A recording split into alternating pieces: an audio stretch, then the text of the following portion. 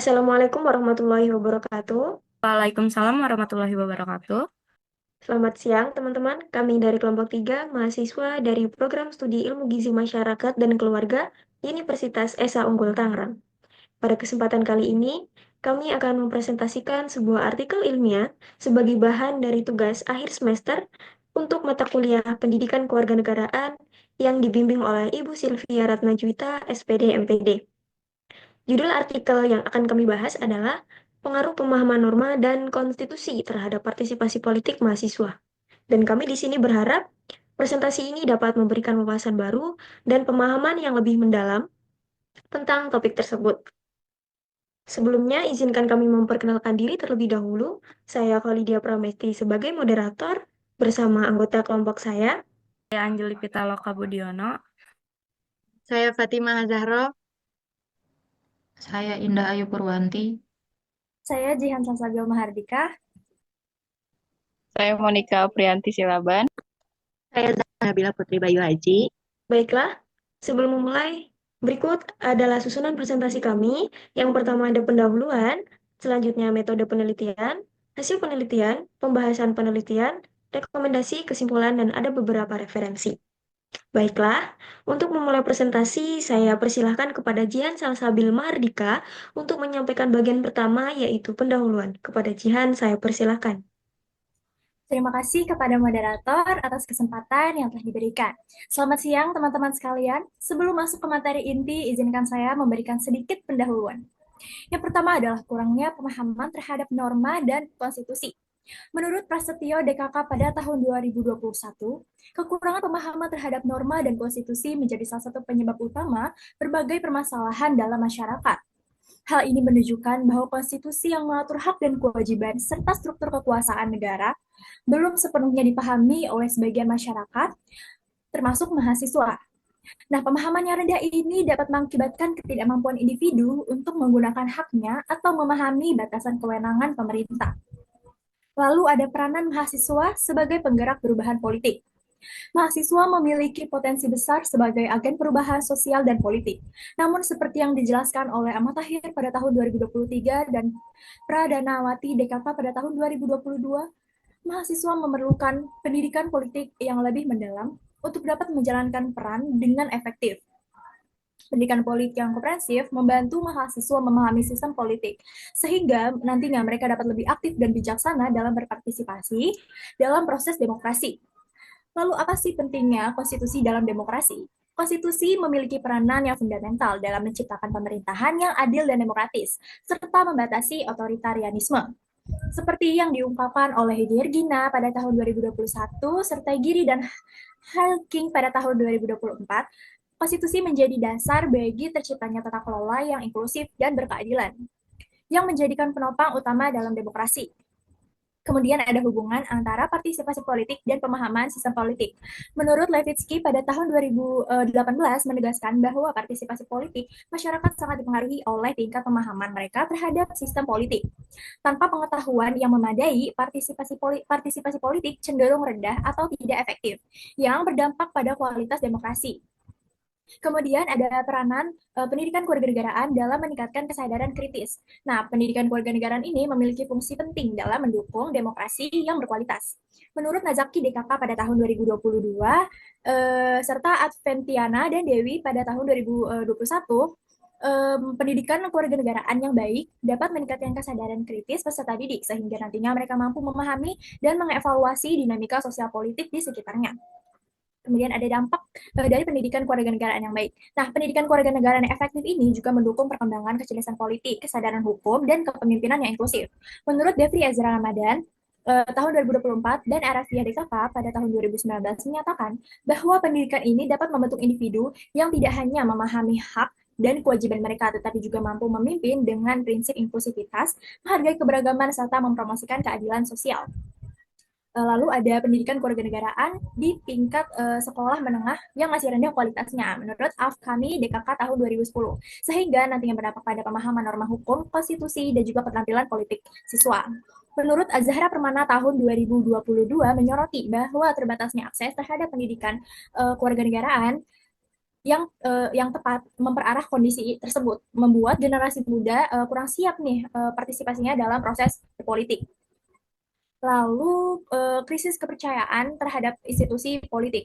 Menurut Ginghari tahun 2024 mencatat bahwa rendahnya kepercayaan masyarakat, terutama pada generasi muda terhadap institusi politik, dan ketidakpuasannya terhadap kebijakan pemerintah. Nah, hal ini itu menjadi tantangan besar dalam membangun partisipasi politik yang aktif dan juga efektif. Kemudian ada pemilu pada tahun 2024 sebagai momentum penting. Nah, menurut Danis Irwandi DKK pada tahun 2023 menyoroti bahwa pemilu tahun 2024 merupakan kesempatan yang penting untuk mendorong keterlibatan generasi muda dalam berpolitik. Namun, partisipasi ini perlu ditunjang dengan pemahaman yang baik tentang norma hukum dan sistem politik agar tidak hanya bersifat seremonial. Kemudian, apa sih peranan media sosial dan media digital? Menurut Garlita dan Ojeda pada tahun 2023 serta Rosa DKK pada tahun 2023 menunjukkan bahwa media massa dan media sosial seperti Instagram dan Twitter telah mempermudah akses informasi politik bagi generasi muda. Namun, efektivitas media ini itu bergantung pada kemampuan individu itu sendiri untuk memilah informasi yang relevan dan juga valid. Lalu media sosial dan partisipasi politik itu terbukti efektif dalam menyebarkan informasi politik dan memobilisasi kampanye online. Namun menurut Azahra Permana tahun 2022 mengingatkan bahwa tanpa pemahaman yang mendalam tentang norma konstitusi, partisipasi politik yang dihasilkan dari media sosial ini cenderung tidak efektif atau bahkan nantinya salah arah. Kemudian ada kampanye dan petisi online untuk mahasiswa. Kampanye dan petisi online ini sering digunakan oleh mahasiswa seperti yang dibahas oleh Rozari Kakak pada tahun 2023 dapat meningkatkan kesadaran politik. Nah, aktivitas ini itu memberikan ruang bagi mahasiswa untuk menyalurkan aspirasi mereka, meskipun tetap membutuhkan bimbingan untuk memastikan mereka memahami norma hukum yang relevan. Kemudian ada pentingnya literasi politik dalam pendidikan kewarganegaraan. Nah, literasi politik ini menurut Razali pada tahun 2023 merupakan keterampilan yang penting yang harus dimasukkan ke dalam pendidikan kewarganegaraan. Literasi ini pun membantu peserta didik menganalisis isu-isu politik secara kritis sehingga mereka mampu memahami konteks, kebijakan, dan pengaruhnya terhadap masyarakat. Kemudian yang terakhir adalah landasan demokrasi yang sehat. Menurut Nur Fazria DKK pada tahun 2022 menegaskan bahwa pemahaman terhadap norma hukum dan konstitusi menjadi fondasi bagi terciptanya demokrasi yang sehat. Nah, tanpa pemahaman ini, masyarakat biasanya cenderung terjebak dalam konflik politik atau bahkan bisa menjadi korban dari manipulasi informasi tersebut. Nah, teman-teman, demikian pendahuluan yang bisa saya sampaikan. Untuk itu, saya kembalikan kepada moderator. Terima kasih.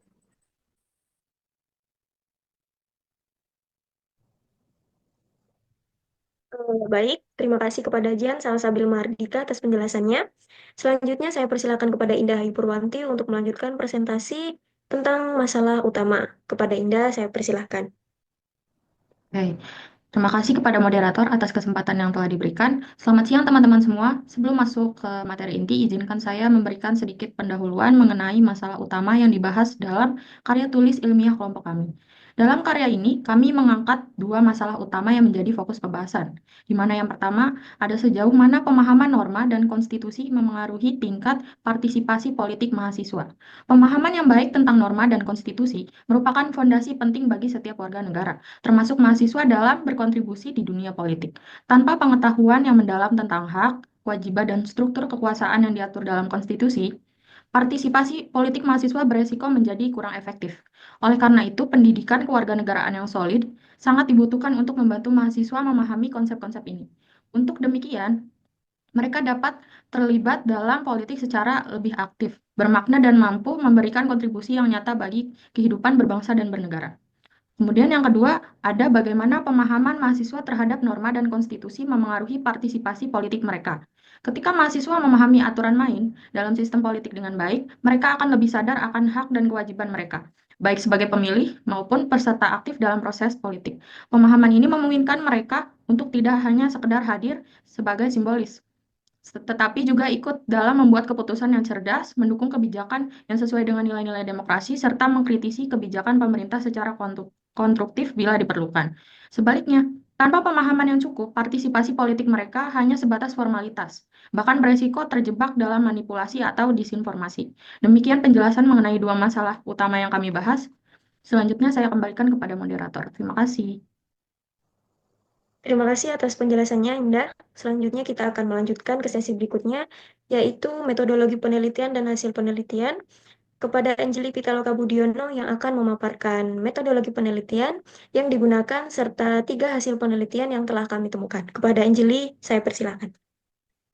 Terima kasih kepada moderator atas kesempatan yang diberikan. Selamat siang teman-teman. Pada kesempatan ini saya akan memulai dengan menjelaskan metodologi penelitian yang kami gunakan serta memaparkan 3 hasil penelitian yang telah kami temukan. Penelitian ini menggunakan metode kuantitatif deskriptif. Kami mengumpulkan data melalui kuesioner yang disusun dengan skala Likert, di mana responden memberikan penilaian dari angka 1 hingga 5 pada setiap pernyataan. Dalam kuesioner ini, kami menyertakan 10 pernyataan yang berkaitan dengan 3 aspek utama, norma, konstitusi, dan partisipasi politik. Tujuan untuk mengetahui seberapa besar pengaruh ketiga faktor tersebut terhadap partisipasi politik mahasiswa. Penelitian ini melibatkan 52 mahasiswa dari kelas pendidikan kewarganegaraan sebagai populasi. Namun, kami hanya mengambil sampel sebanyak 28 mahasiswa untuk mengisi kuesioner. Data yang terkumpul akan kami analisis menggunakan regresi linier sederhana analisis. Ini bertujuan untuk melihat pengaruh variabel independen yaitu norma dan konstitusi terhadap variabel dependen yaitu partisipasi politik mahasiswa. Kami berharap penelitian ini dapat memberikan gambaran kuantitatif mengenai hubungan antara norma, konstitusi, dan partisipasi politik mahasiswa. Temuan ini nantinya bisa dijadikan dasar untuk merumuskan strategi guna meningkatkan partisipasi politik mahasiswa. Demikianlah gambaran umum tentang metodologi penelitian ini. Saya lanjutkan dengan 3 hasil penelitian. Pada kesempatan kali ini, saya akan memaparkan beberapa hasil penelitian terkait pemahaman mahasiswa ESA Unggul mengenai isu-isu hak asasi manusia, demokrasi, dan peran warga negara. Hasil ini didasarkan pada survei yang telah kami lakukan dengan beberapa pernyataan utama. Mari kita mulai dengan poin pertama. Untuk pernyataan pertama yaitu saya memahami pentingnya menghormati hak asasi manusia dalam kehidupan bermasyarakat. Sebanyak 51,7% responden menyatakan setuju dan 41,4% sangat setuju. Pada pernyataan kedua, saya setuju bahwa toleransi terhadap perbedaan pendapat merupakan bagian dari norma demokrasi. Hasil menunjukkan bahwa 58,6% responden setuju dan 34,5% sangat setuju. Selanjutnya untuk pernyataan ketiga, saya sering menerapkan nilai-nilai kebersamaan dalam menyelesaikan masalah sosial. Sebanyak 51,7% setuju dan 13,8% sangat setuju. Demikian pemaparan mengenai metodologi penelitian serta metode 3 penelitian hasil penelitian yang telah kami temukan. Terima kasih atas perhatiannya. Perhatian teman-teman, sekarang saya kembalikan kepada moderator. Terima kasih. Terima kasih kepada Anjeli atas penjelasannya. Selanjutnya akan kita dengarkan penjelasan dari Zahra Nabila Putri Bayu Aji yang akan menyampaikan 6 hasil penelitian tambahan. Kepada Zahra, saya persilakan. Terima kasih kepada moderator memberikan saya kesempatan. Di sini saya setelah mendengar penjelasan mengenai hasil penelitian, yang pertama saya akan melanjutkan dengan memaparkan 6 hasil penelitian berikutnya yang kami temukan selama penelitian. Pada pernyataan keempat, saya percaya bahwa setiap negara memiliki kewajiban untuk menjaga stabilitas politik. Hasilnya menunjukkan 62,1% responden setuju dan 17,% sangat setuju. Untuk pernyataan kelima, saya memahami pentingnya keadilan sosial dalam pembangunan masyarakat. Sebanyak 55,2% menyatakan setuju dan 27,6% sangat setuju. Pada pernyataan ke-6, saya mengetahui hak-hak dasar yang dijamin oleh Konstitusi Indonesia. Sebanyak 51,7% responden setuju dan 37,9% sangat setuju. Selanjutnya, untuk pernyataan ke-7 yang merupakan pengulangan dari pernyataan sebelumnya, hasilnya tetap konsisten dengan 5,7% setuju, 41,4% netral, dan 6,9% sangat setuju. Ini menunjukkan bahwa pengulangan informasi dapat memperkuat pemahaman mahasiswa. Pada pernyataan ke-8, saya menjelaskan struktur pemerintahan berdasarkan sistem konstitusi Indonesia. 34,5% setuju, 51,7% responden netral, dan 6,9% sangat setuju. Untuk pernyataan ke-9, saya memahami peran Mahkamah Konstitusi dalam menjaga demokrasi di Indonesia. Hasilnya menunjukkan bahwa 65% responden setuju dan 31% netral. Terakhir, pada pernyataan ke-10, saya percaya bahwa keterlibatan aktif mahasiswa dalam politik dapat membawa perubahan positif bagi masyarakat. Sebanyak 55,2% setuju, 34,5% sangat setuju, dan 6,9% netral. Demikian pemaparan mengenai hasil penelitian. Terima kasih atas perhatiannya. Saya kembalikan kepada moderator. Baik, terima kasih kepada Zara atas penjelasannya. Selanjutnya saya persilakan kepada Fatima Zahra untuk melanjutkan presentasi tentang pembahasan penelitian. Kepada Fatima, saya persilakan. Terima kasih kepada moderator. Setelah mendengar hasil penelitian, saya akan melanjutkan dengan membahas pembahasan penelitian secara lebih mendalam yang diharapkan dapat memberikan pemahaman lebih jelas mengenai implikasi dari hasil-hasil yang telah ditemukan. Pertama, ada hak asasi manusia adalah isu fundamental yang menjadi perhatian banyak mahasiswa. Berdasarkan hasil penelitian kami, sebagian besar mahasiswa memahami pentingnya hak-hak ini terutama dalam konteks kebebasan berekspresi, hak atas pendidikan, dan perlakuan yang adil. Namun, pemahaman ini cenderung bersifat teoritis dan belum sepenuhnya diaplikasikan dalam kehidupan sehari-hari. Misalnya, tidak semua mahasiswa menyadari bahwa mereka mempunyai hak untuk menyuarakan pendapat tanpa intimidasi. Oleh karena itu, pendidikan lanjutan yang berfokus pada pengaplikasian hak asasi manusia di lingkungan kampus dan masyarakat itu sangat penting. Hal ini dapat dilakukan melalui seminar, pelatihan, dan kegiatan advokasi yang melibatkan mahasiswa secara langsung. Yang kedua, ada toleransi perbedaan pendapat. Toleransi terhadap perbedaan pendapat adalah salah satu nilai penting yang dijunjung tinggi oleh mahasiswa.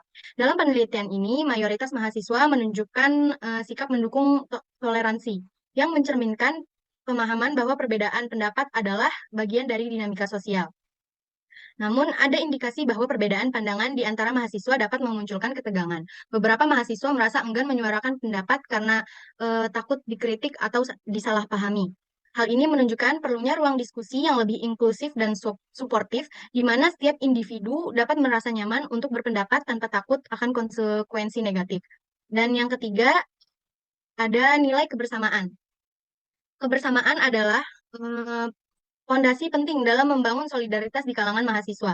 Dari penelitian ini, kami menemukan bahwa nilai kebersamaan cukup baik, tetapi masih menghadapi beberapa tantangan. Salah satu masalah utama adalah kurangnya partisipasi sosial dari sebagian mahasiswa yang menyebabkan beberapa kegiatan kolektif kurang optimal. Selain itu, ada perbedaan dalam cara mahasiswa memaknai kebersamaan. Sebagian menganggap kebersamaan berarti mengikuti semua kegiatan bersama, sementara yang lain memandangnya sebagai dukungan moral tanpa harus hadir secara fisik. Upaya kolektif seperti program kerja sosial, proyek kelompok, dan acara kebudayaan dapat menjadi cara untuk memperkuat rasa kebersamaan ini. Yang keempat, ada stabilitas politik. Stabilitas politik dianggap penting oleh mayoritas mahasiswa yang kami survei. Mereka memahami bahwa stabilitas adalah kunci untuk mencapai kemajuan di berbagai bidang. Namun, sebagian kecil responden bersikap netral, mungkin karena kurangnya pemahaman tentang bagaimana stabilitas politik memengaruhi kehidupan sehari-hari. Diskusi mendalam tentang peran mahasiswa dalam menjaga stabilitas seperti melalui partisipasi dalam pemilu, aksi damai, atau dialog kebangsaan dapat membantu meningkatkan kesadaran mereka terhadap pentingnya peran aktif dalam menciptakan stabilitas politik. Lalu yang kelima ada keadilan sosial. Keadilan sosial adalah isu yang sangat relevan bagi mahasiswa. Sebagian besar responden memahami bahwa keadilan sosial mencakup kesetaraan hak dan kesempatan bagi semua orang. Namun, kami juga menemukan bahwa pemahaman mendalam tentang isu ini masih terbatas. Misalnya, beberapa mahasiswa tidak sepenuhnya memahami bagaimana keadilan sosial dapat diterapkan dalam konteks kehidupan kampus, seperti alokasi dana atau fasilitas kampus yang merata. Untuk mengatasi ini, diperlukan program pendidikan yang menekankan pentingnya keadilan sosial serta langkah-langkah konkret untuk mencapainya. Yang keenam, kesadaran terhadap hak-hak dasar. Kesadaran mahasiswa terhadap hak-hak dasar mereka seperti hak atas pendidikan, kesehatan, dan kebebasan berekspresi cukup tinggi. Meski demikian, pemahaman mendalam tentang hak-hak ini masih perlu ditingkatkan. Misalnya, beberapa mahasiswa mungkin mengetahui bahwa mereka memiliki hak untuk mengakses fasilitas kampus, tetapi tidak menyadari mekanisme yang akan ada jika hak tersebut tidak terpenuhi. Diskusi terbuka dan program sosialisasi dapat membantu mahasiswa lebih memahami hak-hak mereka secara komprehensif. Yang ketujuh, ada pemahaman politik. Dalam hal pemahaman politik, mahasiswa menunjukkan ketidakpastian yang cukup tinggi. Banyak dari mereka yang belum memiliki opini kuat terkait isu-isu politik karena minimnya informasi atau kurangnya kesempatan untuk berdiskusi. Padahal pemahaman politik yang baik sangat penting untuk membangun generasi muda yang kritis dan aktif, yang lebih terarah seperti melalui diskusi kelompok atau seminar dengan narasumber ahli dapat menjadi solusi untuk meningkatkan pemahaman ini. Yang ke-8 ada struktur pemerintahan. Pemahaman mahasiswa tentang struktur pemerintahan masih rendah. Hal ini menjadi perhatian mengingat struktur pemerintahan adalah dasar dari sistem politik negara. Tanpa pemahaman ini, sulit bagi mahasiswa untuk terlibat secara efektif dalam proses demokrasi. Program edukasi yang berfokus pada sistem pemerintahan seperti simulasi parlemen atau pelatihan kepemimpinan dapat membantu mengatasi masalah ini. Lalu yang ke-9 ada tingkat pemahaman umum. Secara keseluruhan, tingkat pemahaman mahasiswa terdapat isu-isu sosial, politik, dan keadilan cukup baik. Namun, pemahaman tersebut seringkali hanya sebatas konsep dasar dan belum menyeluruh detail atau implikasi nyata dalam kehidupan sehari-hari. Hal ini menunjukkan perlunya pendekatan yang lebih praktis dalam mengedukasi mahasiswa, seperti studi kasus atau kegiatan lapangan yang memungkinkan mereka untuk melihat penerapan teori dalam konteks nyata. Yang ke-10 ada peran mahasiswa dalam politik. Mahasiswa memegang peran penting dalam membawa perubahan positif dalam politik. Sebagian besar responden optimis terhadap kontribusi mereka, terutama dalam hal advokasi isu-isu sosial dan politik. Namun, beberapa mahasiswa masih membutuhkan arahan yang lebih jelas untuk memaksimalkan peran mereka dengan melibatkan mahasiswa dalam pemilu atau mengikuti debat politik. Mereka dapat belajar bagaimana memberikan dampak yang lebih besar bagi masyarakat. Hasil penelitian ini menunjukkan bahwa mahasiswa memiliki potensi besar untuk memahami dan mendukung berbagai isu sosial, politik, dan keadilan. Namun, untuk mengoptimalkan potensi ini, dibutuhkan kolaborasi antara mahasiswa, dosen, dan pihak terkait lainnya. Pendidikan yang lebih intensif, diskusi yang inklusif, serta partisipasi aktif dalam kegiatan sosial dan politik adalah langkah-langkah yang dapat meningkatkan kualitas pemahaman dan keterlibatan mahasiswa. Kami berharap dari hasil penelitian ini dapat menjadi pemicu bagi perubahan positif di lingkungan kampus dan masyarakat luas. Terima kasih atas perhatian dan partisipasinya. Untuk selanjutnya, saya kembalikan kepada moderator. Terima kasih kepada Fatimah atas pemaparan pembahasan penelitian. Selanjutnya, Monica Aprianti Silaban akan melanjutkan dengan membahas rekomendasi yang dihasilkan dari penelitian ini. Rekomendasi-rekomendasi ini diharapkan dapat memberikan panduan atau solusi berdasarkan temuan-temuan yang telah dipaparkan. Kepada Monica, dipersilakan. Oke, selamat siang teman-teman sekalian. Terima kasih kepada moderator atas kesempatannya. Kali ini saya ingin membagikan 10 rekomendasi yang bisa membantu kita sebagai mahasiswa untuk lebih memahami isu penting di bidang sosial, politik, dan asasi manusia. Tujuannya adalah agar kita mampu menjadi individu yang kritis, bertanggung jawab, dan dapat berkontribusi secara positif dalam masyarakat. Yuk, mari kita bahas setiap poinnya secara lebih detail. Rekomendasi kami yang pertama adalah pendidikan lanjutan hak asasi manusia. Teman-teman sekalian, hak asasi manusia atau HAM adalah pilar utama dalam membangun masyarakat yang adil dan bermanfaat. Namun, seringkali kita hanya memahami HAM secara teoritis, tanpa melihat aplikasinya di dunia nyata.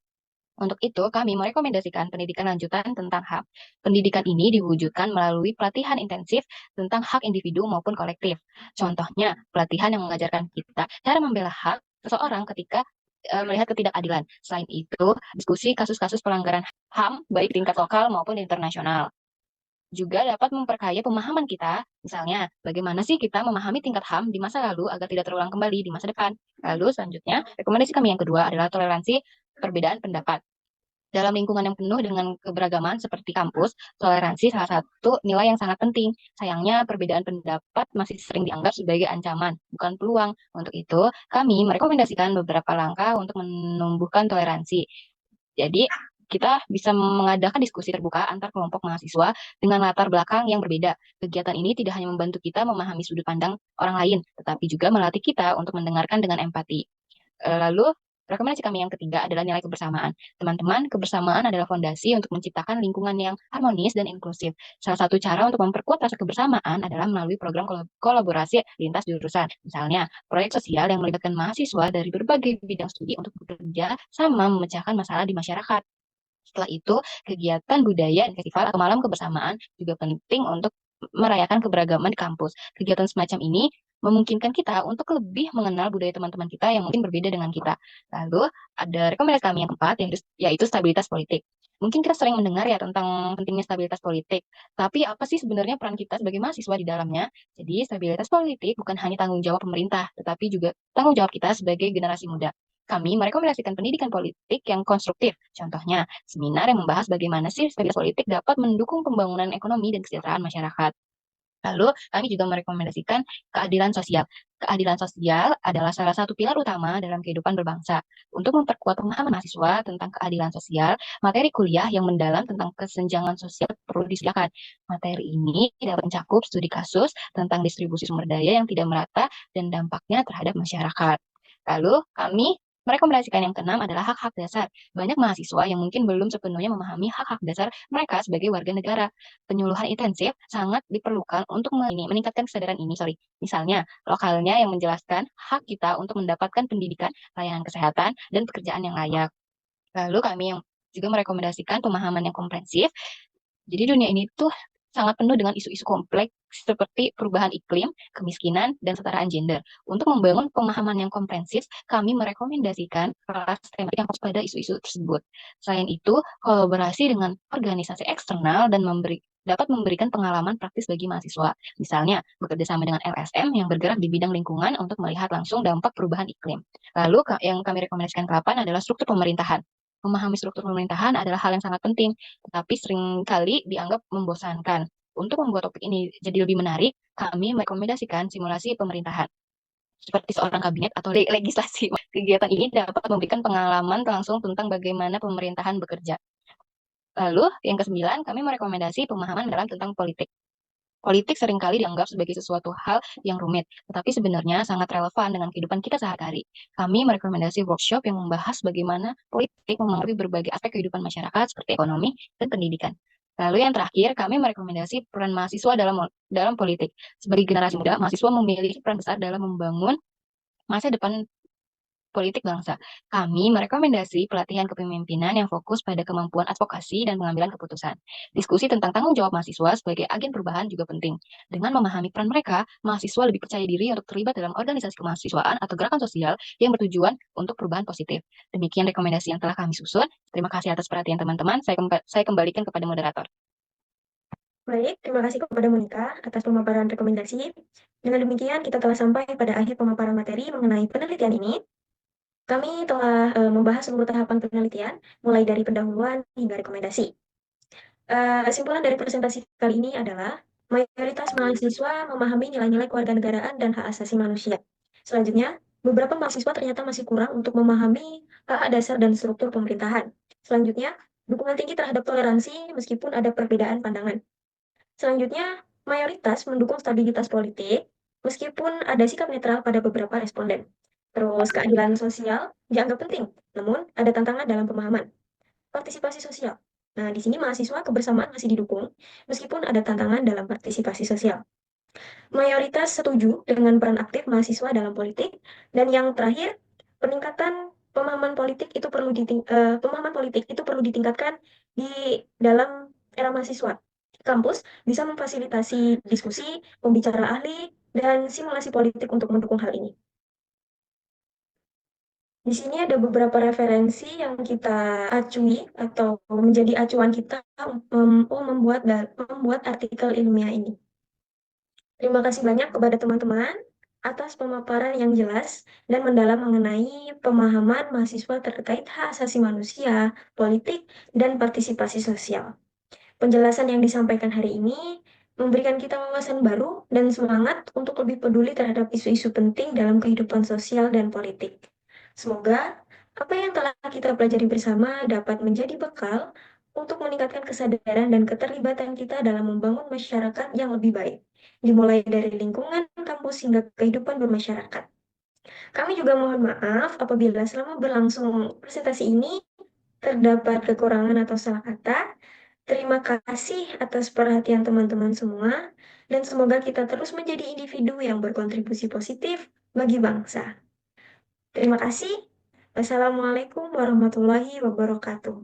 Selamat siang. Siang.